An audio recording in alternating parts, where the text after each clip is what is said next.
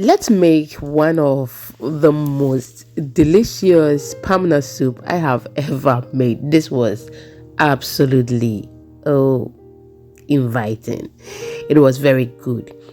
And I decided to share the recipe with you today. If today is the first time here, my name is Lena. Welcome to my kitchen where I share easy recipes. On our menu today, we are making goat meat palmnut soup. So without wasting much of your time, let's get right into the video. I have with me here my goat meat, okay? Onions, peppers, tomatoes. I've blended some pepper, ginger, garlic, onion as well. Added my salt. Use any seasoning of your choice, and you are good to go. Okay, so those are all the ingredients I have in the cooking pot. We are just going to make sure we cook the good meat very well because it is very hard and it is the male goat. Okay, one of my big husbands was like, you don't eat goat meat but you always want the smelling good meat. We don't understand.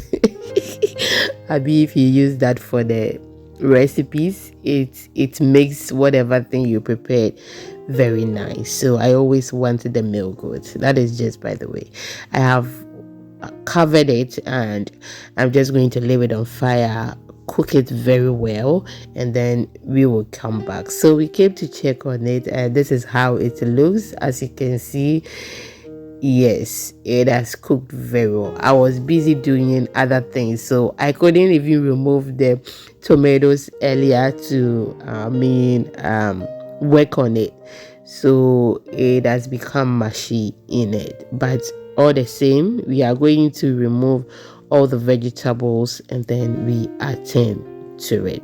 Since we are going to prepare soup, we know it will be on fire for some time, so we are not going to overcook it. Okay, we are not going to cook it too much so that it will become very soft in the soup.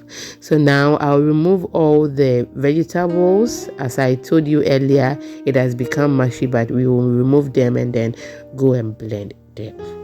So if I'm going to blend all these vegetables, okay, I'm going to add turkey berries to it before I blend it. So the turkey berries, you call it Queen Susua or Amejudi, or in my language we say Agbicha Sui. Okay, we are going to add that to it and then blend all those ingredients. I will get back to you very soon. Before we blend all the ingredients, I have my palm nut puree prepared or prepped down already, waiting for the particles to settle under so that we can proceed. So now it has settled and I'm just going to pour that in my cooking pot. Okay, as you can see, that black particles, we just have to discard it. Okay, but I realized that I have a lot of soup in this. I'm going to add some water to it and then I will come back and add it to the soup, and this is the particles that we have. I will just discard it. That is why you just don't have to add it to the meat straight away, but you have to allow it to settle after pounding your palm fruit or after mixing your palm cream with the water. Okay, now we are just going to leave our soup on fire, allow it to cook very well or boil very well, and I'll be with you shortly. Just look at that. Looks so good. At this moment, I know someone may say it is too much, okay, like it is watery, okay, but we are going to be adding the vegetables and it will become the way we want it. Now we are different people. Some want it just this way, not thick but light. Okay, it does not mean that it is not the best, but we are different people, and the one I'm making this for want it the way I'm going to prepare it. I realized the palm cream give me a lot of oil. Oh my goodness. So those are the vegetables that I blended, and as I told you earlier, the color has changed because I added the turkey berries to it. Now I'll give it a stir, allow the soup to be on fire for some time, and we will proceed. Now the meat is doing very well. Okay, you can see the meat is still hard, not very hard, and it is not too soft as well. So we are just going to increase the fire, allow them to do its own thing whilst I attend to other important things as well. Okay, because I had a lot of things to do that day.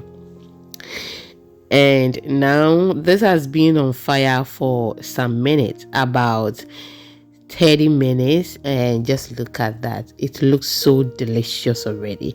I just want to taste for salt and see if it is okay. So with this particular person I'm preparing the soup for, does not like salt. She doesn't like salt, so I just have to make sure the one I use for the meat has not become too much, okay, in the soup. So I tasted for the soup, and the salt was okay. She doesn't want any salt at all. She prefer me preparing the food for her, and she will add the salt to it herself. Now, as you can see, I wanted to even taste for the salt, and it was very difficult for me because I have a lot of oil on the surface. Okay, yes, I have a lot of oil. So we finally got some of the soup, and we are tasting for salt, and it was perfect, as I said earlier. Okay, so I do not put the ladle, okay, in my mouth, and then some of the soup was left, and I poured it in. Please, I beg you, I poured it in my palm, and that was the quantity that was left, and I poured it, or I added it to the one on fire. That is just by the way. So now the soup looks good, and it is almost ready, but I'm just going to leave it on fire for some extra minute, and I will get back to you. This is where we've got into. Just look at that oil. Oh my goodness. I'm going to scoop everything. I'm sure you may not believe this. Okay, do you know, you see the bowl I was holding, the one we poured our blended vegetables in, I got almost full of that oil, plenty. Yeah, it was too much. Now it is ready. I will scoop it and then use it for my stew or anything that I'm supposed to use oil for. Thank you so much for watching. Till I come your way next time, I will say thank you so much. Okay, and please do not forget to watch other videos and also share our videos to others. I'll be very grateful if you like this video, and then leave me your comment in the comment section. Please do well to follow us on all social media platforms at Exhibiting Mommy's Recipes. Bye bye.